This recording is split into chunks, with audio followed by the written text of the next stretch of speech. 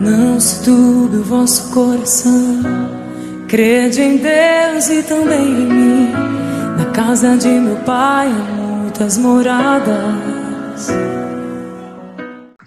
Bom dia, meus amados irmãos, amigos. Deus abençoe, shalom para todos, a paz para todos. Estaremos começando com o nosso estudo hoje em João 15. Gostaria de iniciar esse estudo. Esse estudo é um estudo da comunidade cristã videira do bairro Jardim Alvorada, que é situado na rua Manuel de Freitas, número 43. Eu sou o pastor Eduardo Neves e hoje nós estaremos aqui com o nosso professor Nelson Cavalcante, que está conduzindo a nossa aula de hoje. Então vamos estar começando com a nossa oração a nosso Deus, agradecendo Ele pela vida e louvando a Ele. E hoje é onde se comemora a Páscoa, para nós é a ressurreição de Cristo. Ele vive e reina para todo o sempre. Vamos falar com o nosso Deus. Senhor eterno Deus, nós te louvamos e te agradecemos em nome de Jesus. Ilumina as nossas vidas nessa manhã, possamos crescer na graça e no teu conhecimento. Deus, que o Senhor possa nos edificar em nome do Senhor Jesus. E que nós possamos compreender com todos os santos, com a largura, a altura, a profundidade do conhecer do teu santo nome. Seja conosco nesta manhã e nos abençoe em nome de Jesus. Revele a tua palavra para as nossas vidas, em nome do Senhor. E para cada pessoa que irá assistir esse vídeo, que elas possam ser tocadas, abençoadas pela tua palavra, em nome do Senhor Jesus. Se nós oramos e te agradecemos em nome de Jesus. Amém. Está abençoado? Nelson, está com você, viu, meu irmão? Então, paz, irmãos, para todos. Como a gente está aqui no estudo, né? Então os irmãos que sentiram no coração de participar, falar alguma coisa, pode me interromper aí, não tem problema. No momento que vocês quiserem falar alguma coisa, vocês podem estar interrompendo aí para a gente estar interagindo, né? Porque é um estudo, não é uma pregação, então não fica limitado só a mim, não, né? Então o Espírito é distribuído entre nós, né? Ele distribui os seus dons, né? Para que nós possamos crescer uns com os outros, né? Então a gente encerrou um estudo passado que a gente estava fazendo, que era sobre princípios e leis de interpretação da palavra de Deus, né? E hoje nós vamos iniciar um estudo que o Eduardo pediu para que a gente estivesse fazendo, sobre João 15. E hoje a gente vai estar dando uma introdução sobre esse tema, né? E lembrando, né, que a gente viu aí em princípios e leis aí para a interpretação da palavra, que nós devemos sempre estar vendo os contextos, né, de cada texto que a gente estiver estudando, né? E com esse preâmbulo, né, nós vamos estar dando uma introdução justamente vendo o contexto geral da carta de João, né, e depois aqueles contextos mais específicos que vão estar ali próximos de João 15 mesmo, né, que é o foco do nosso estudo, né. Antes vamos ver um pouco da história desse Evangelho de João, né? Então ele foi escrito, como nós sabemos, por João, né? Um dos 12 discípulos ali de Jesus, né? E muitos estudiosos chamam ele até do discípulo do amor, né?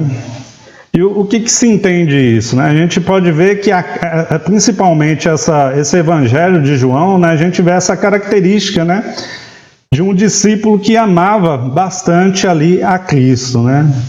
Porque até alguns estudiosos falam que onde tem amor, né, ali há memórias, né? E a gente vê nesse evangelho que João ele tem uma memória muito grande daqueles acontecimentos ali que ele relata ali da vida de Cristo, né? Um exemplo aí que a gente pode pegar é João 10, 22, 23, né? Onde ele relata ali Cristo na festa de dedicação em Jerusalém, né? E que ele lembra que aquela festa estava acontecendo no inverno, né? Então ele fala lá, era inverno, né? E também nós vemos ali numa parte que a gente vai até estar vendo hoje, quando chega ali em João 13, né? Que Cristo revela ali o traidor, né? Aí a gente vê que ele pega aquele pão molhado, oferece para Judas, né? E assim, quando Judas sai, João relata que era noite, né? Então a gente vê esses detalhes aí no Evangelho de João, né? Que nos mostra aí que ele tinha uma grande memória daqueles acontecimentos, né? E sempre quando há essas memórias, né, a gente vê que a pessoa realmente amava, né, aqueles momentos que estava passando ali com Cristo, né?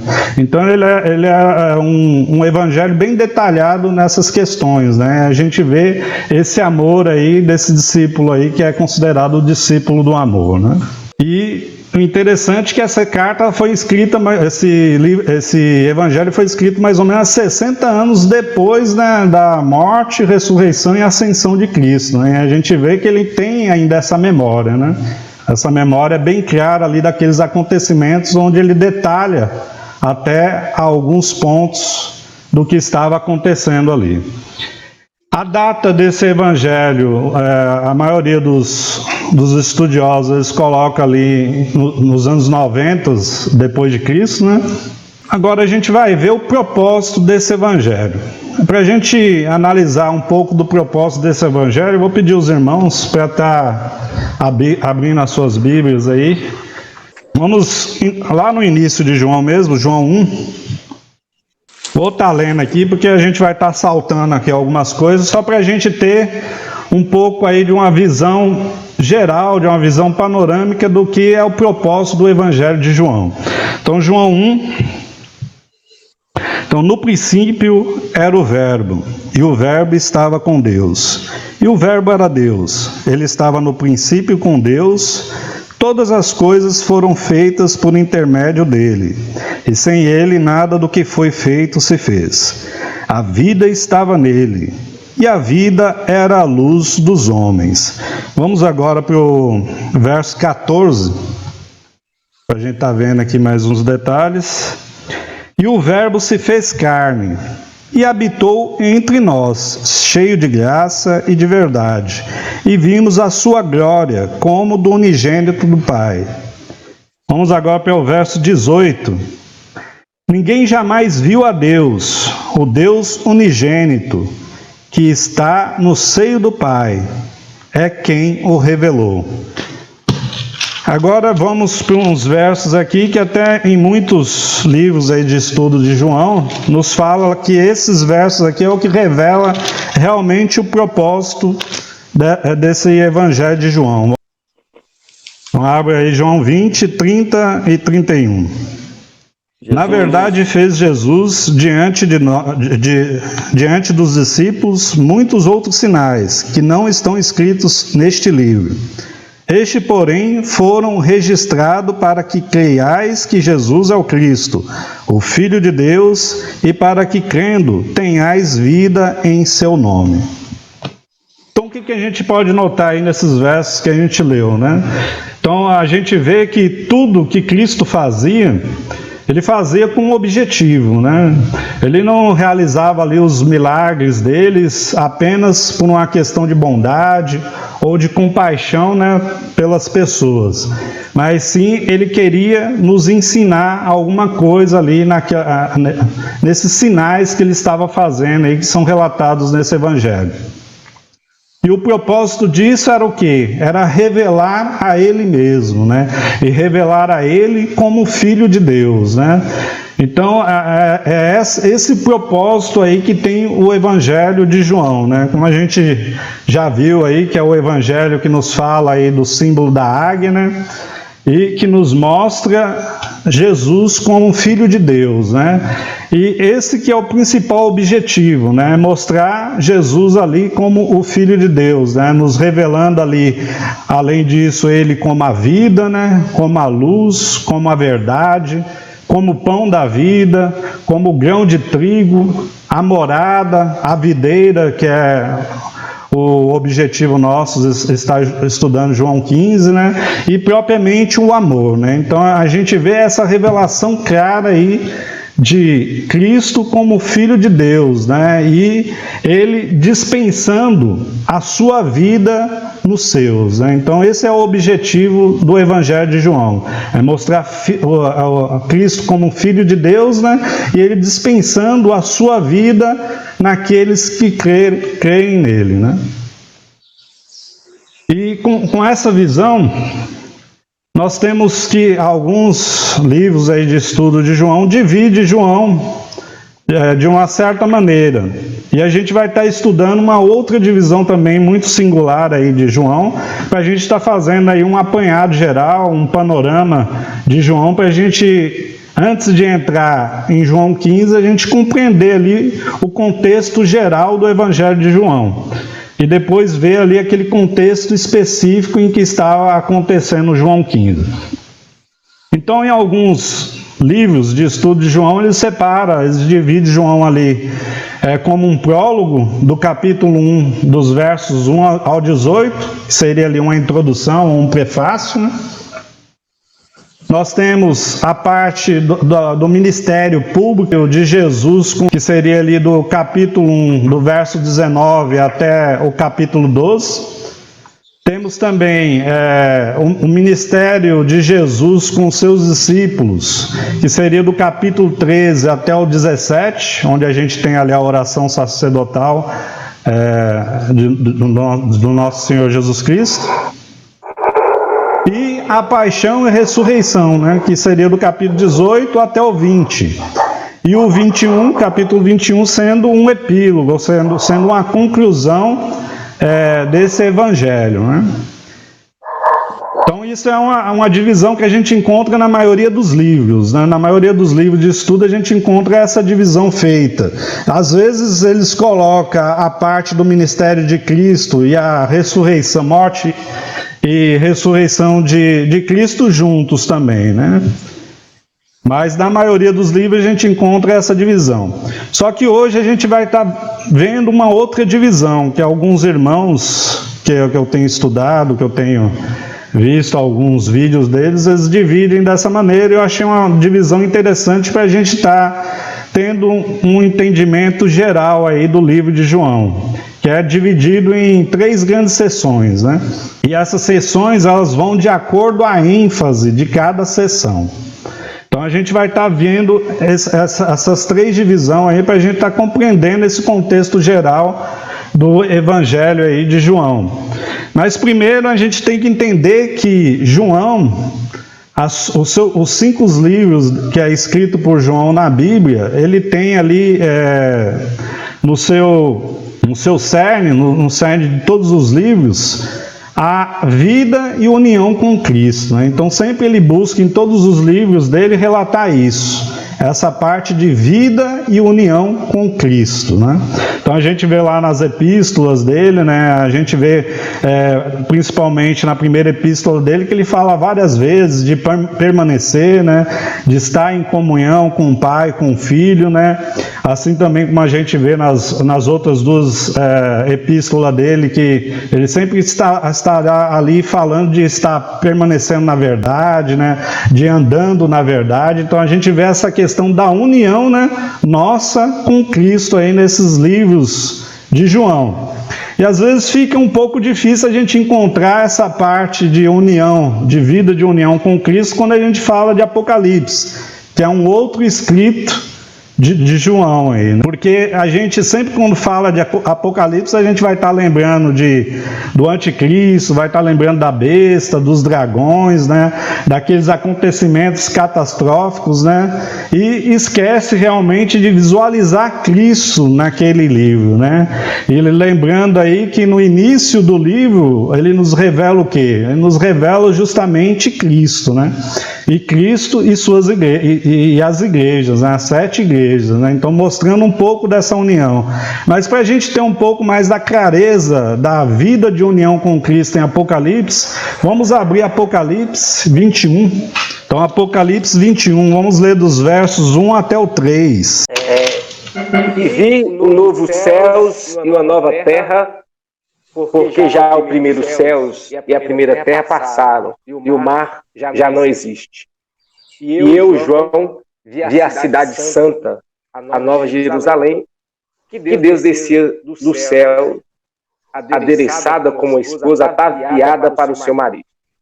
E eu ouvi uma grande voz dos céus que dizia: Eis o tabernáculo de Deus com os homens, pois com eles habitará, e eles serão o seu povo, e o mesmo Deus estará com eles, e será o seu Deus. Então nós vemos aí, né, como que esse livro de Apocalipse nos fala, né, dessa união, dessa vida de união com Cristo, né? Então aí vem nos falar aí da Nova Jerusalém, né, dessa esposa ataviada, né, que é o que a igreja, né, de Cristo, né, que somos nós, né, e que Deus estaria conosco, né, para sempre ali. Então nos mostra essa questão de vida e união, né, com Cristo, né, dessa comunhão verdadeira aí que a maioria dos livros de João aí vem nos relatar.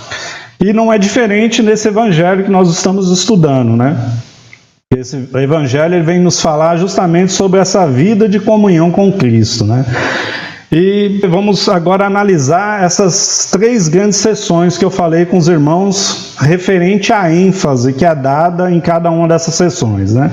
Então a primeira sessão, ela vai do capítulo 1 até o capítulo 8, verso 11 de João. A gente não vai estar lendo, né? A gente só vai estar mesmo fazendo um preâmbulo, lendo algumas coisas, para a gente estar entendendo aí essas grandes sessões aí do livro de João e tendo essa visão panorâmica, essa visão geral aí desse contexto mais abrangente aí do livro de João, para a gente depois estar entrando nesse estudo de João 15, né?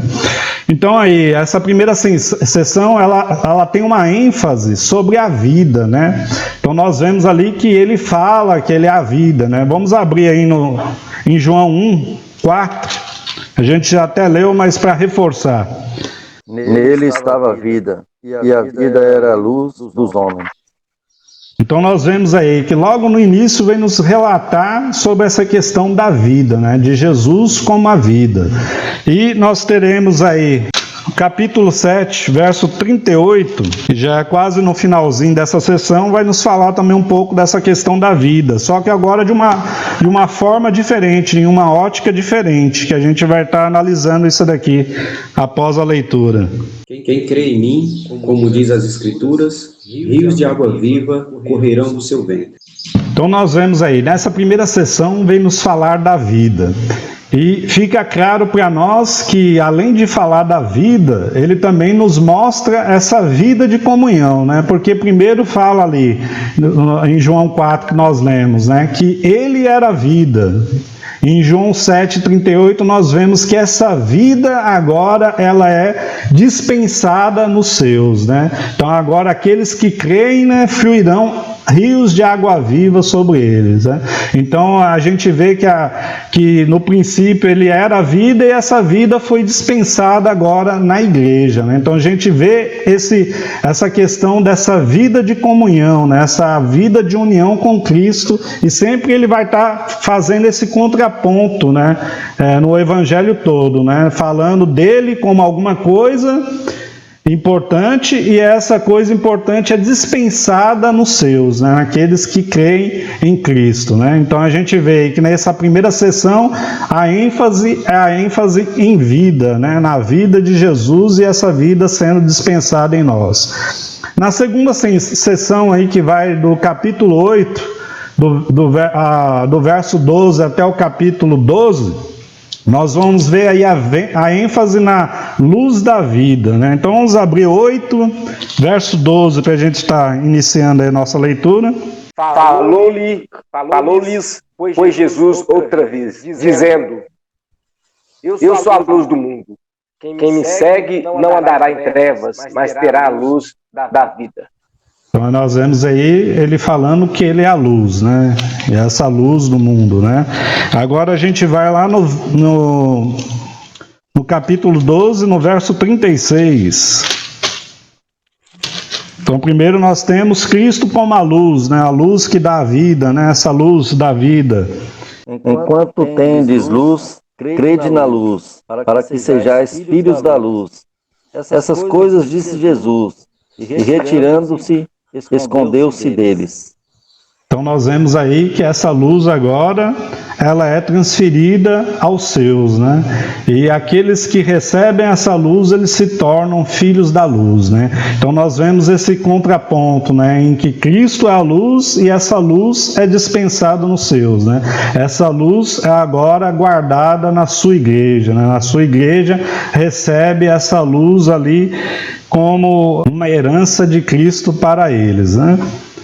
E a terceira ênfase aí, a terceira sessão, pode falar. Aí a Bíblia vai estar dizendo, né? Brilhe a vossa luz diante dos homens.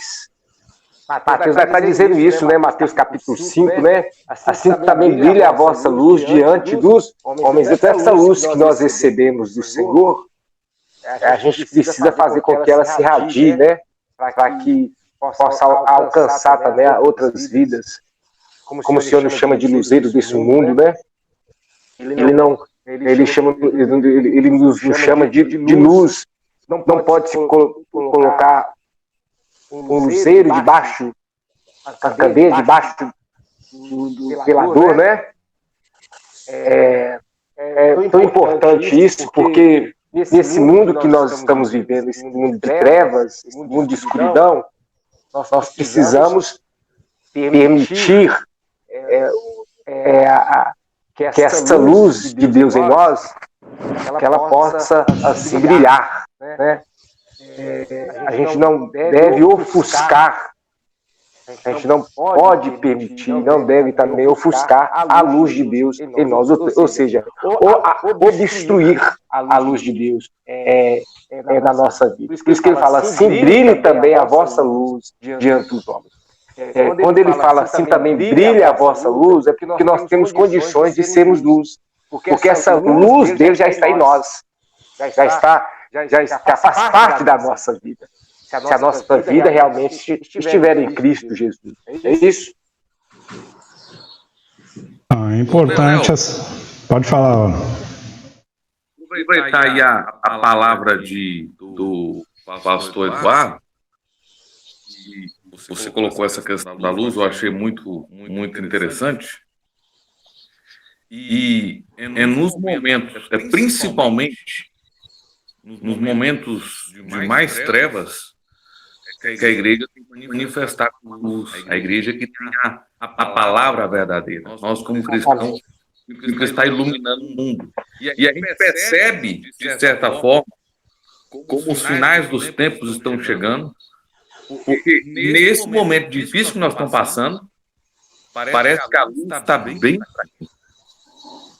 Falou que na volta dele, o amor de mundo se esfriará e encontrará fé na terra, e aí nós temos uma demonstração.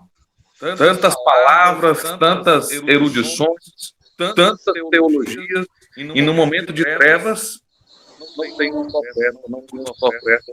Cadê a igreja? Então nós precisamos revitalizar essa luz que já está em nós, pelo Amém. Amém. Amém. Amém.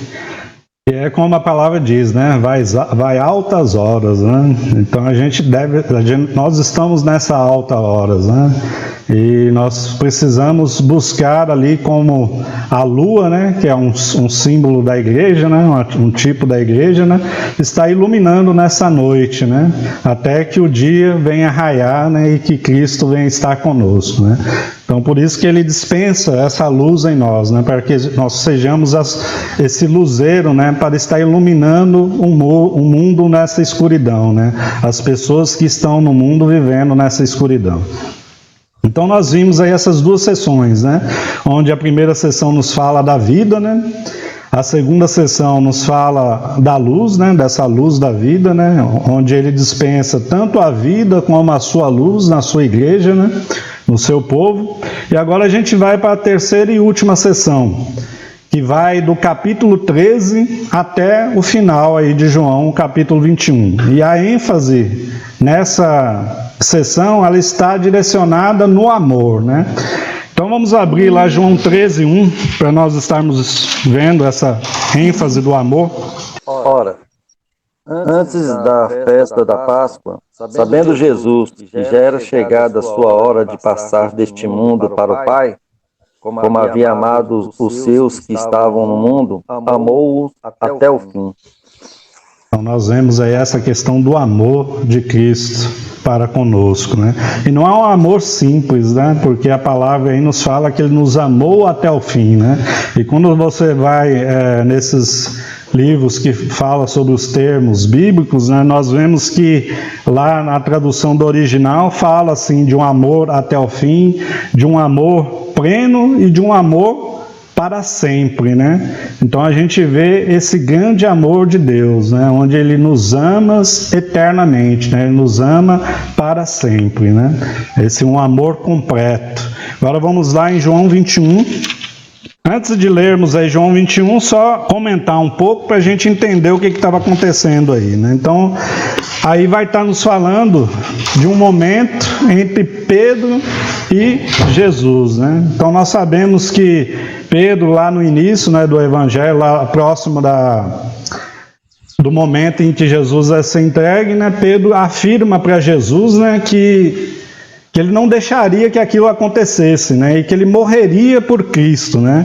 Aí a gente vê um amor sacrificial. Pedro afirma para gente, pronunciando através das suas palavras, né, um amor sacrificial a Cristo, né? Aquele amor que nós conhecemos que é o amor de Deus, né? Aquele amor ágape, né? Falando que daria a sua vida por Cristo, né? Mas nós vemos que Cristo logo abaixo fala, né, que ele o negaria 3 vezes, né? Então a gente vê que esse amor sacrificial de Pedro não era bem um amor ágape, né? Mas que ele estaria negando Jesus ali 3 vezes, né? E isso a gente vê que ficou marcado no coração de Pedro, né?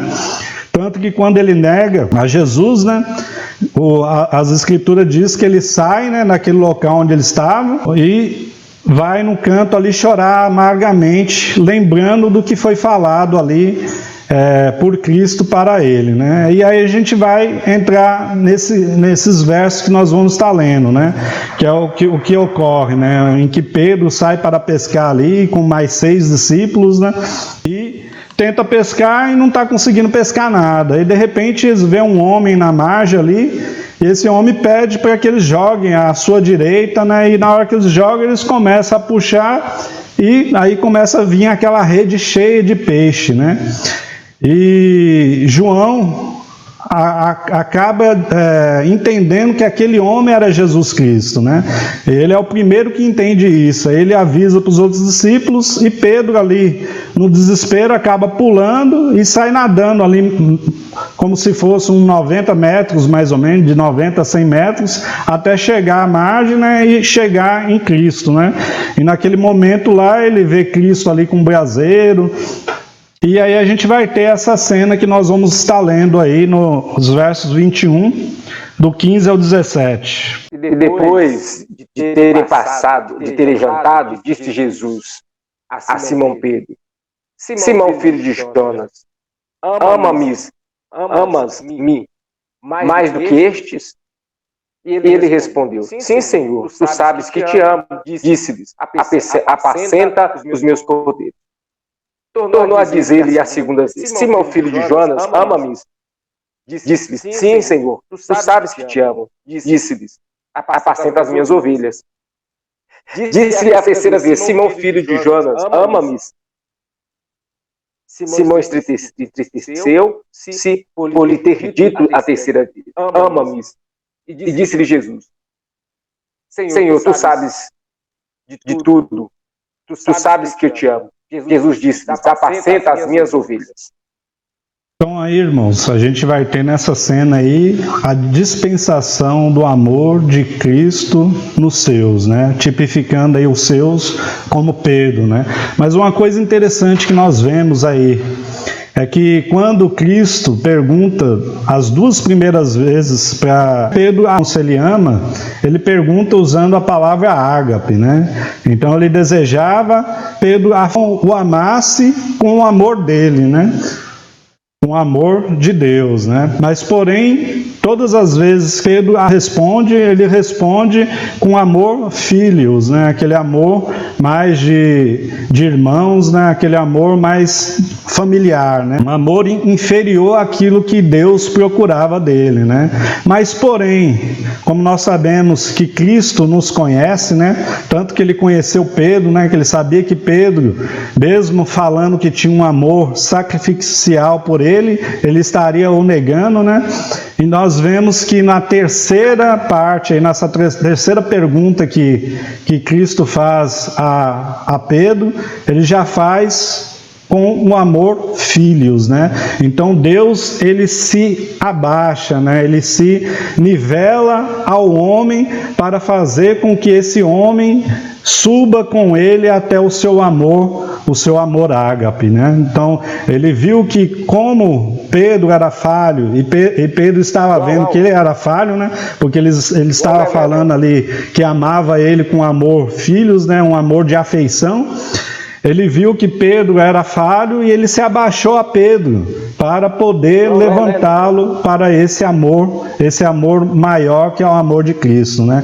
Que é um amor que a gente só vai ter estando nele, né? Estando em Cristo, né? Que nenhum de nós conseguiremos ter esse amor se não estivermos verdadeiramente em Cristo, né? Porque esse amor ágape é um amor de Deus, né? É um amor que a gente só vê ali em Cristo, né? Que ele se humilhou, né, para morrer por nós, né? Então ele realmente fez o sacrifício da sua vida por nós, por amor a nós, né? Então a gente vê esse preâmbulo aí dessas 3 sessões aí no Evangelho de João. Então a gente vê esse contexto geral para a gente entrar no nosso estudo.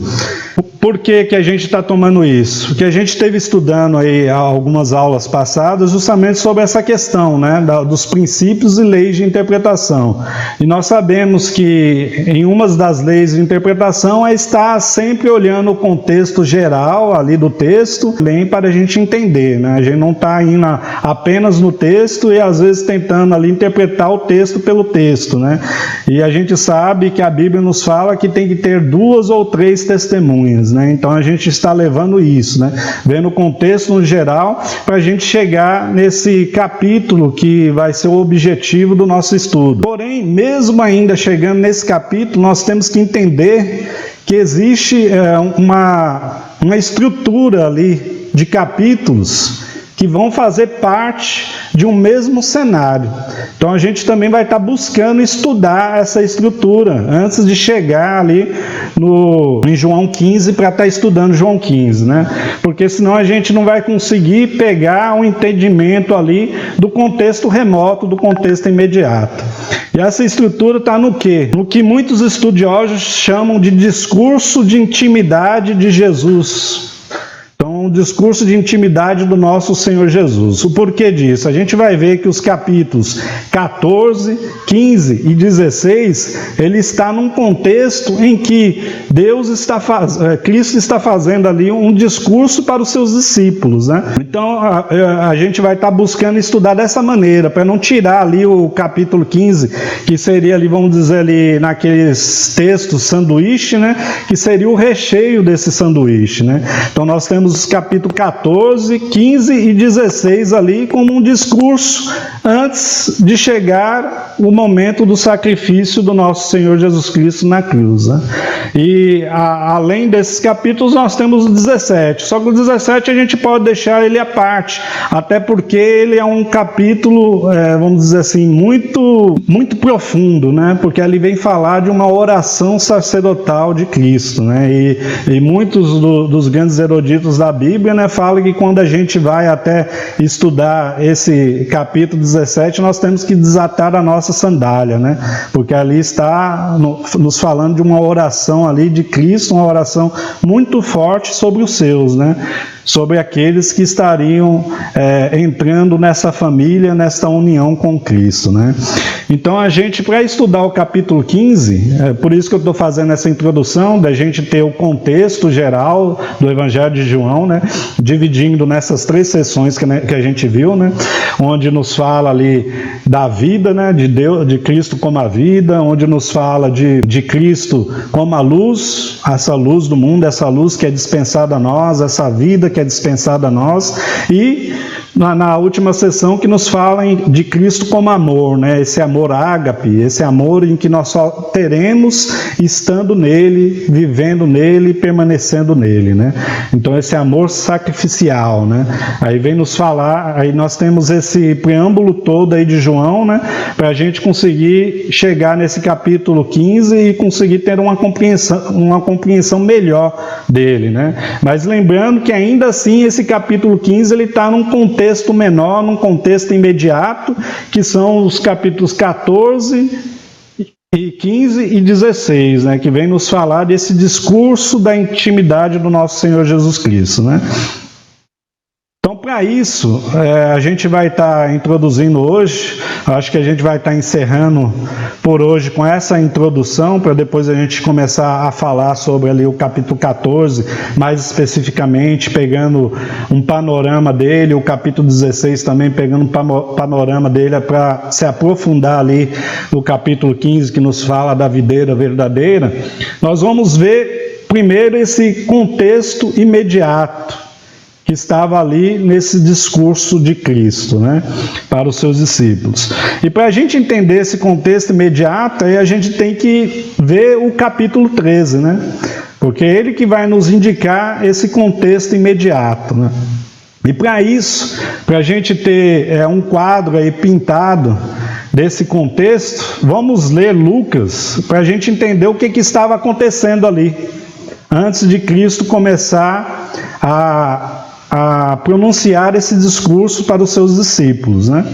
Então vamos abrir Lucas, vamos ler do capítulo 22, do verso 7 até o 14, para esse quadro, a gente começar a desenhar esse quadro de uma maneira mais preciosa para a gente estar entendendo aí esse contexto imediato dessas passagens que nós vamos estar desprendendo um pouco mais aí a nossa concentração para estar estudando elas. Finalmente, chegou o dia dos pães sem fermento, qual deveria ser sacrificado o cordeiro pascual. Jesus enviou Pedro e João dizendo: vamos preparar a refeição da Páscoa. Onde queres que a preparemos? Perguntaram eles. Ele respondeu: ao entrarem na cidade, vocês encontrarão um homem carregando um pote de água.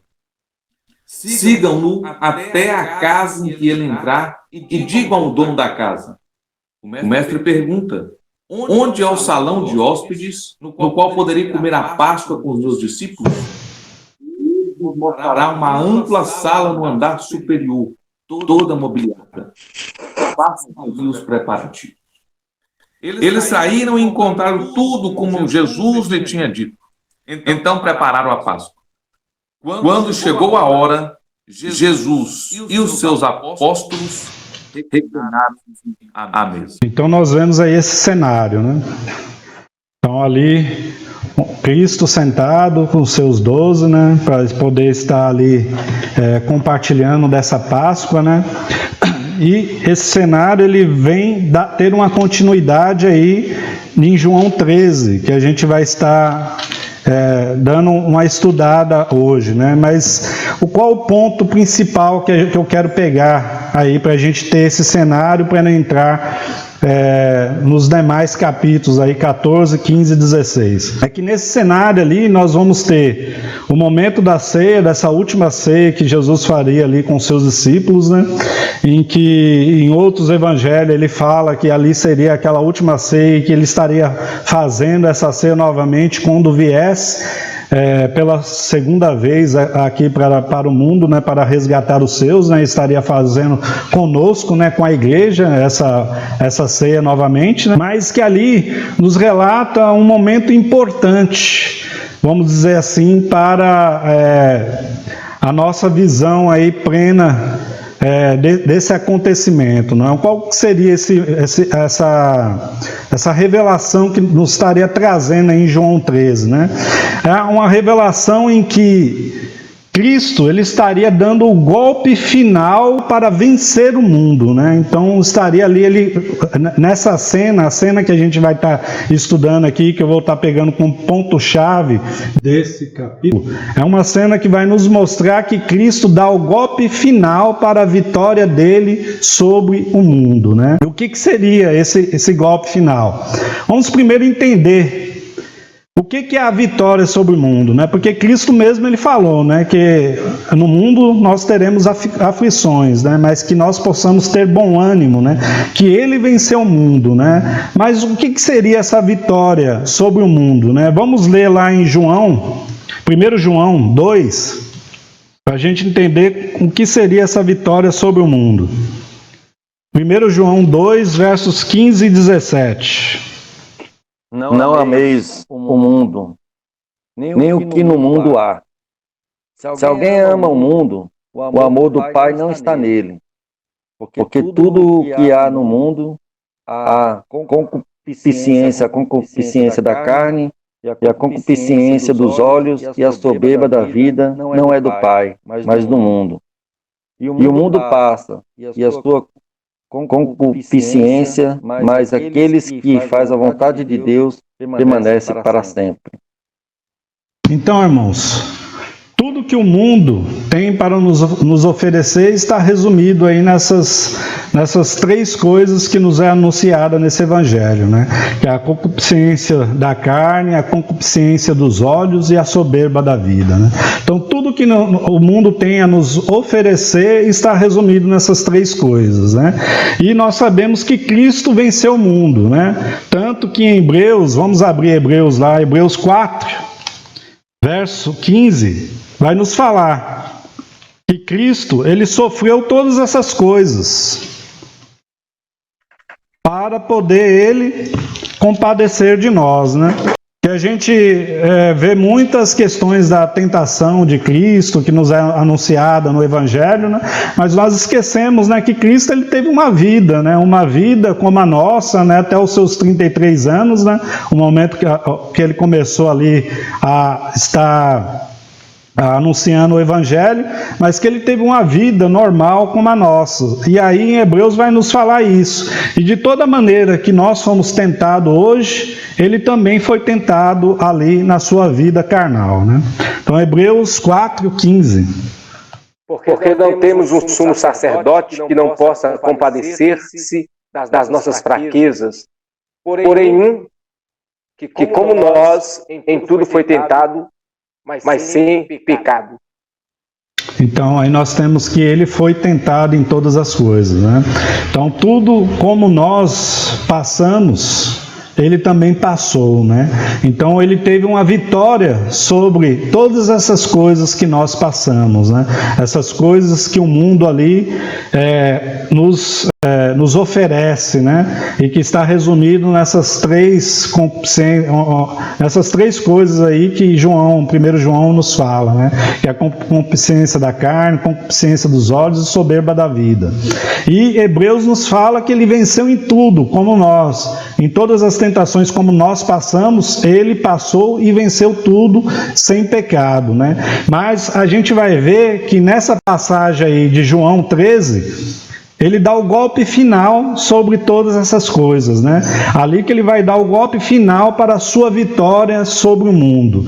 E por que isso? Vamos ler para a gente entender lá, João 13. Vamos ler do verso 4 até o 17, que a gente vai ver essa vitória, esse golpe final de Cristo aí para vencer o mundo, né? João 13, lê do 4 até o 17. Que vai nos falar lava-pés, né? Cristo lavando os pés dos discípulos. Levantou-se da ceia, tirou as vestes e, tomando uma toalha, cingiu-se. Depois, pôs água numa bacia e começou a lavar os pés aos discípulos e a enxugar-lhe com a toalha com que estava cingido. Aproximou-se, pois, de Simão Pedro, que lhe disse: Senhor, Tu lava-me os pés e a mim. Respondeu Jesus e disse-lhe: O que eu faço, não sabeis tu agora, mas tu o saberás depois. Disse-lhe Pedro: Nunca me lavarás os pés. Respondeu-lhe Jesus: Se eu te não lavar, não tens parte comigo. Disse-lhe Simão Pedro: Senhor, não só os meus pés, mas também as mãos e a cabeça. Disse-lhe Jesus: Aquele que está lavado não necessita de lavar, senão os pés, pois no mais todo está limpo. Ora, vós estáis limpos, mas não todos. Porque bem sabia ele que o que havia de trair. Por isso disse: Nem todos estáis limpos. Depois que lhes lavou os pés e tomou as suas vestes, e se assentou outra vez à mesa, disse-lhes: Entendeis o que vos tenho feito? Vós me chamais mestre e senhor, e dizeis bem, porque eu o sou. Ora, se eu, senhor e mestre, vos lavei os pés, vós deveis também lavar os pés uns aos outros. Irmãos, que cena tão importante aí para nós, né, para nossas vidas, né, e para representar essa vitória de Cristo, né, sobre o mundo, né, porque nós vemos aí Cristo, né, onde João nos relata que ele é o Filho de Deus, né? Onde ele mesmo fala que ele é mestre e senhor, né? Mas nós vemos aí ele se humilhando, né? Se humilhando como servo, se humilhando como escravo, até porque antigamente, nos tempos bíblicos, né? Quando os escravos, eles se vestiam com a roupa de baixo, né? Somente com a roupa de baixo, eles não tinham aquelas túnicas que usavam por cima. E Cristo ali, ele se faz ali como um escravo, como um servo, né? Porque ele tira a sua túnica, ele tira a sua roupa de cima, né? Ficando somente com a roupa de baixo, né? E nós vemos aí o mestre, né? Um Deus com Deus, né? Como o próprio Evangelho de João nos fala, né? Nós vemos o Senhor, né? Ele se humilhando, né? Se fazendo de servo ali para estar lavando os pés dos apóstolos, né? Então nós vemos esse amor aí, esse amor além de sacrificial, né? Esse amor também purificador, né? Porque através desse lavar dos pés, né? Ele está ali purificando os seus, né? Então nós vemos, né? Esse mestre, esse Deus com Deus, esse Senhor ali, até mesmo se ajoelhando ou se abaixando, né? Para lavar os pés dos discípulos, né? Então como que essa cena é tão impactante, né? Deve ser tão impactante para nossas vidas, né? Porque nós vemos ali que ele se humilha, né? Ele deixa o seu eu, o seu ego, né? Para estar se colocando em posição de servo e lavando os pés dos discípulos, né? Então a gente vê aí esse golpe final, né? De Cristo sobre o mundo, né? Esse golpe final de Cristo, né? Vencendo o seu ego, vencendo o seu eu, né? Vencendo a sua alma, né? Para estar ali se humilhando e colocando ali de joelho ou agachado para poder estar lavando os pés dos discípulos, né? Então esse seria o golpe final aí de Cristo sobre o mundo, né? Então aí no capítulo 16 ele pode falar para os seus discípulos que ele venceu o mundo, né? Porque ele não quis fazer a sua própria vontade, né? Mas ele quis fazer a vontade do seu Pai, né? Porque ele poderia ali, como sendo Deus com Deus, né? Ele falar, não vou fazer essa aí, porque a minha vontade é perfeita como a vontade do Pai, né? Porque eu sou Deus com Deus, né? Então eu não preciso fazer a vontade do Pai, porque se eu estiver fazendo a minha vontade, ela também é perfeita. Mas nós vemos, né, que ele é obediente até a morte, né, e morte de cruz, né? Então nós vemos Cristo ali nos dando esse exemplo, né? E é que nem a gente falou, tudo que ele faz, né, é como um sinal, né? E é como um ensinamento para nós, né? Então ele dando esse exemplo, né? Então como é que Cristo venceu o mundo, né? Então, muitas vezes quando a gente pega aquele versículo lá, que Cristo venceu o mundo, tem de bom ânimo que nós também venceremos o mundo. Mas como é que ele venceu o mundo? Ele venceu o mundo se humilhando, né? Se fazendo em forma de servo, né? Então muitas vezes a gente quer vencer o mundo nós sendo altivos, né? Nós achamos que somos super-homens, né? Que somos invencíveis, né? Mas nós vemos que a vitória de Cristo sobre o mundo foi ele se fazendo servo, né? E se fazendo servo e sendo obediente, e obediente até a morte de cruz, né? Será que nós estamos dispostos a ser obediente dessa maneira? Será que nós estamos dispostos a estar neste amor de Cristo, neste amor sacrificial, né?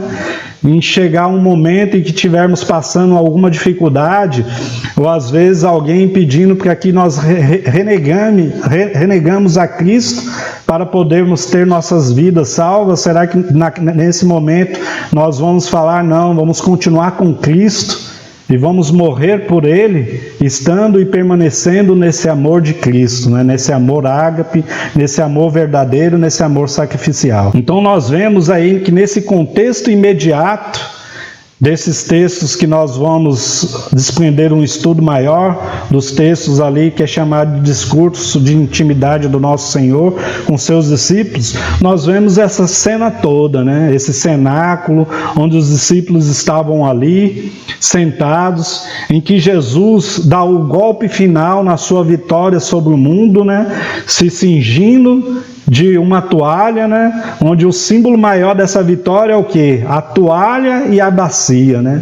Onde ele se cinge daquela toalha, ele deita a água sobre aquela bacia e começa a lavar os pés dos seus discípulos, né? E como nós conhecemos o restante da história, né? Nós sabemos que tem a ceia ali e que na ceia ele anuncia quem seria ali o traidor, né? E que Judas sai e que ele passa ali agora a ter esse discurso com os 11 discípulos que ficaram, né? Porque Judas já havia saído, ele começa a dar esse discurso que a gente vai ver que é um discurso que nos fala de união com Cristo, que nos fala de vida com Cristo, né? E que vem nos anunciando também o Espírito, esse Espírito que que estaria nos levando a fazer parte da igreja, né? Esse Espírito que nos estaria levando a fazer parte do corpo de Cristo, né? Então a gente vai ver nesses 3 capítulos tudo isso, né? Mas o que eu queria para hoje era isso, era dar essa introdução, né? Essa visão geral do Evangelho de João, né? Onde a gente viu ali essas 3 sessões, essas 3 grandes sessões, né? Que nos fala da vida, né? Da vida em Cristo, e essa vida sendo dispensada em nós, né, como igreja, né, onde fala também da luz, que Cristo sendo a luz, e essa luz também sendo dispensada na sua igreja, e onde fala do amor, né, esse amor de Cristo que também é dispensado em nós como igreja, né, é claro, em nós permanecendo nele, né, porque o nosso amor nunca vai conseguir ser comparado ao amor de Deus, né, mas nós estando em Cristo, nós podemos usar, ou seja, saborear, né, deste amor ágape, deste amor sacrificial, que é o amor de Cristo para nós, né?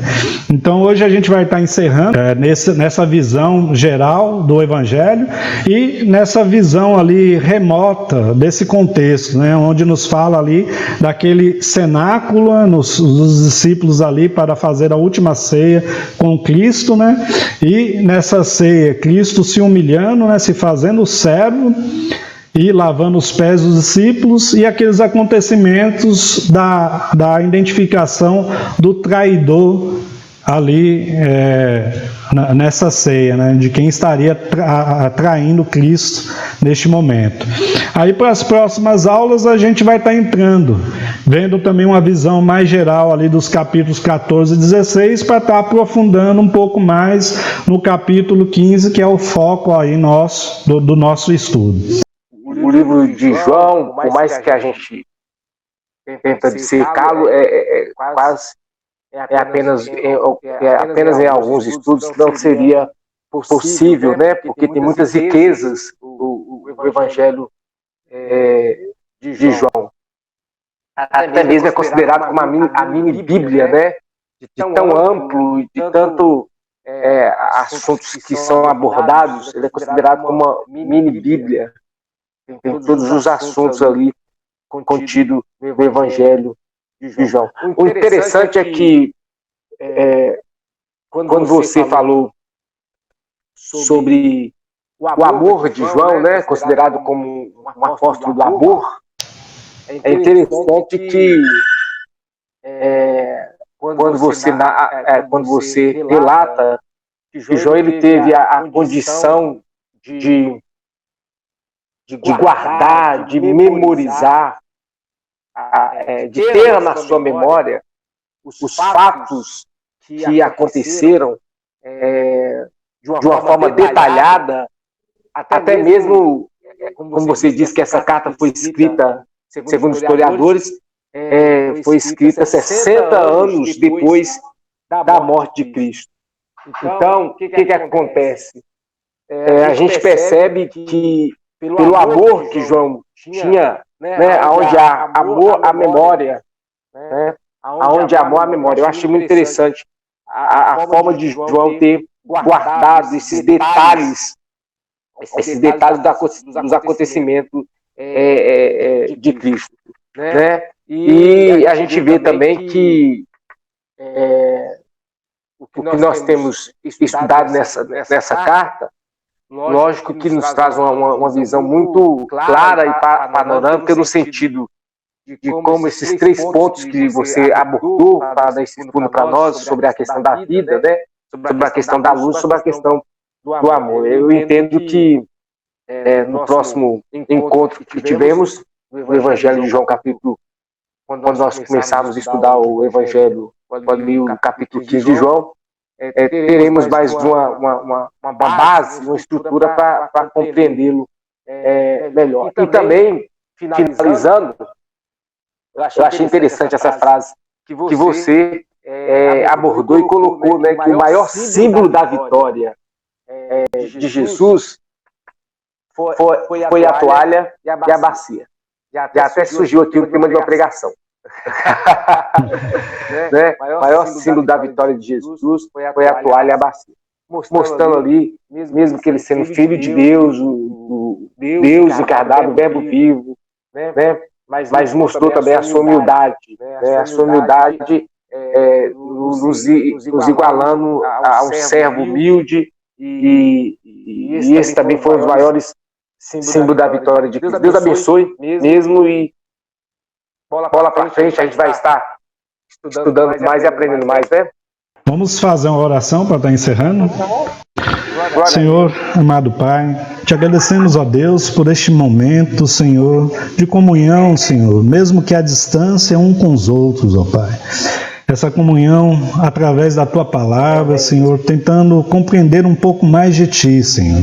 Buscando, ó Deus, estar crescendo, Senhor, no saber da Tua Palavra, Senhor, no conhecer a Ti, ó Deus. Que o Senhor possa cada vez mais estar falando aos nossos corações, ó Pai. E que essa palavra, ela venha ser vida em nós, Senhor. Não seja apenas palavras, Senhor, mas que nós viemos viver, Senhor, desta palavra, Senhor. Fazer as coisas, Senhor, desta palavra, Senhor. Porque nós vimos, ó Pai, que Cristo sempre ele deu exemplo, Senhor. Sempre ele fazia primeiras coisas para depois ensinar aquilo que ele fez. E ele pede isso de nós. Que nós possamos praticar a sua palavra. Praticar aquilo que ele tem nos anunciado aos nossos corações. E que no estudo desse Evangelho de João, Senhor, que nós possamos cada vez mais, Senhor, estar tendo a sua vida em nós, Senhor. Essa vida fluindo como um rio, Senhor, de dentro de nós, ó Pai. E que também, Senhor, a sua luz possa nos iluminar a cada dia mais, Senhor. Para que nós possamos ser a luz para este este mundo, Senhor. Este mundo que está em trevas, Senhor. Este mundo que está vivendo esta grande noite, ó Pai. Que nós possamos, ó Pai, ser esta lua para iluminar na noite, Senhor. Ó Deus, e que o Teu amor também, o Teu amor esteja em nós, Senhor. Que nós possamos permanecer neste amor ágape, Senhor. No amor sacrificial, ó Pai. No amor que se humilha, no amor que se faz servo e que se entrega por nossas vidas, Senhor. Te agradecemos, ó Pai, porque sabemos que só o Senhor é capaz disso, ó Pai.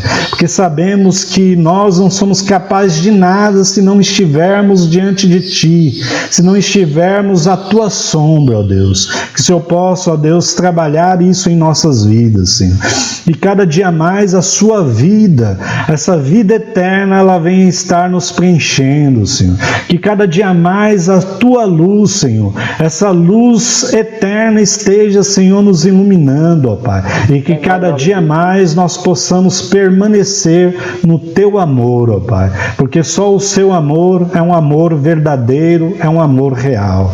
Te agradecemos, ó Pai, então por hoje, pela vida de cada irmão aqui presente, ó Deus, que o Senhor possa estar iluminando a cada um deles, ó Pai, com a Tua palavra, com o Teu amor, com a Tua luz, Senhor. É o que pedimos a Ti, em nome do Senhor Jesus. Amém, Senhor. Amém. Amém.